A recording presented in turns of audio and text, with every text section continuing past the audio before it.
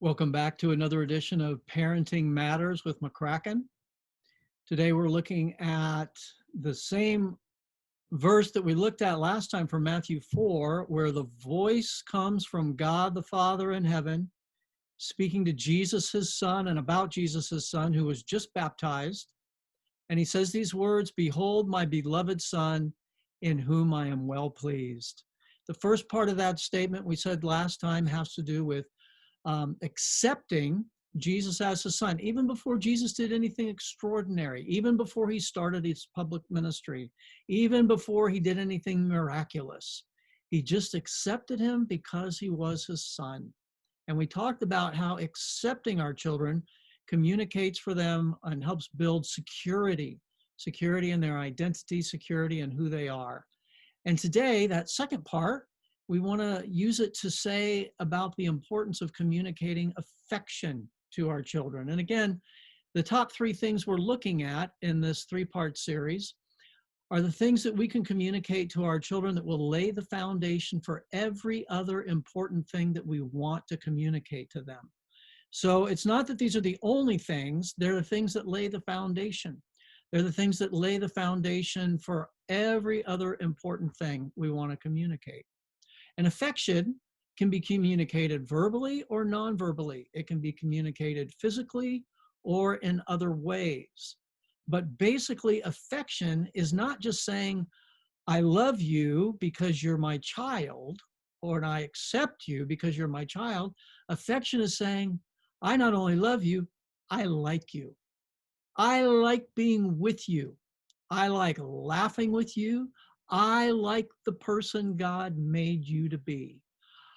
I enjoy my time with you. This is affection. It's not just loving the child, it's liking the child and communicating that they're liked. There are different ways that you can communicate this to your children. You can just say things like what we just said. You can say things like, you're growing up good. Or I like the way that God made you. Or, there are a lot of things I like about you, but this one thing I really like. And say this from time to time to them and choose something different every time.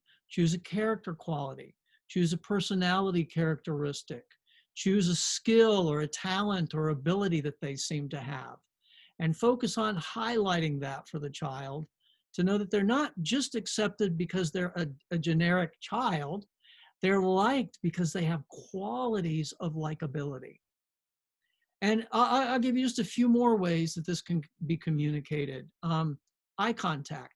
Now, eye contact doesn't mean the same thing in every culture, but in our culture, eye contact tends to communicate, you're important to me. I want to give you attention. I want to watch you, look at you, listen to you. I want to be undistracted in what you're saying to me right now. It communicates that I like being with you right now, and what you have to say is important. So eye contact. And if you have little kids, it might mean getting down on your knees and looking eye to eye. It might mean pulling them up into your lap. If you have older kids, it might mean turning your attention away from what you were previously focusing on, putting your phone down or looking away from your computer or the TV. If you're working on something time sensitive and super important, you might say, can you please give me just 10 minutes? And then you will have my full undivided attention. These are ways that we can communicate to our children that we like them.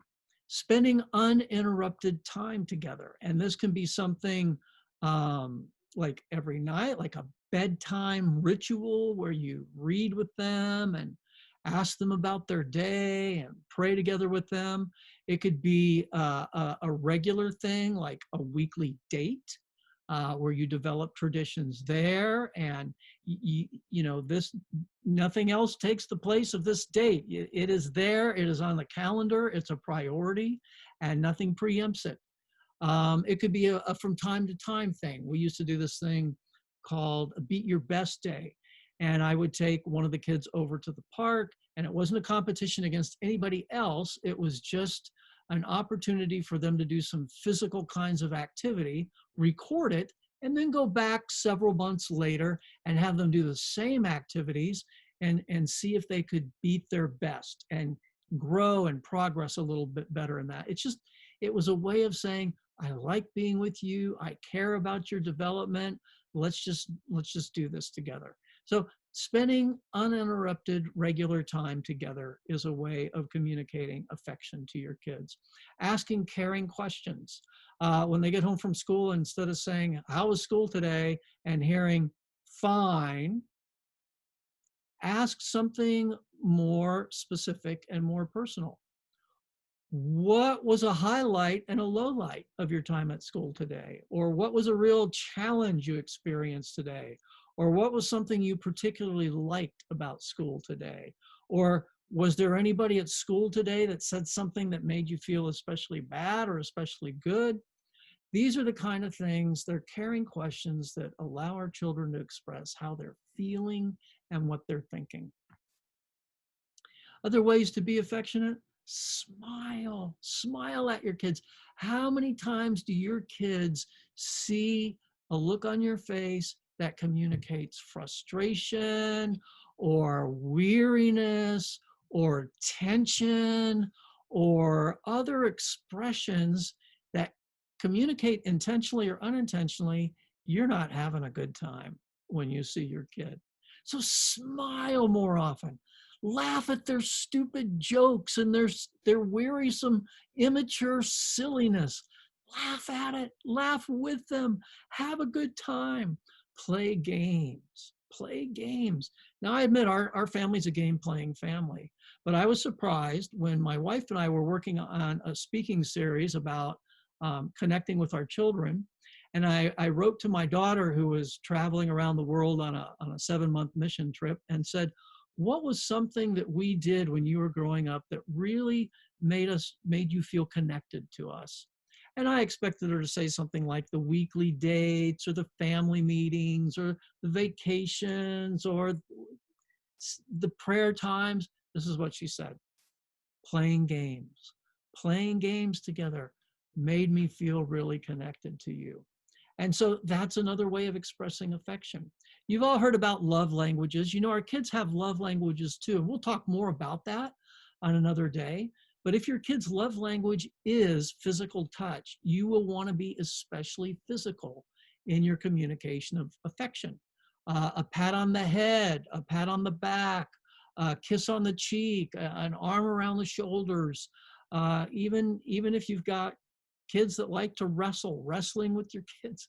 I remember one time Vicky was kind of frustrated because one of our kids, if he'd be laying on the floor and Vicky would walk across the room, he'd stick out his foot or something, and she would like almost trip over it and be kind of irritated. But she learned that this particular child had the love language of physical touch, and she realized this was his way of connecting with her. Just touch, just as she was walking by. And as soon as she realized that, she made more of an effort to be more physically affectionate with our child. And this was a meaningful development of communicating affection to this particular child.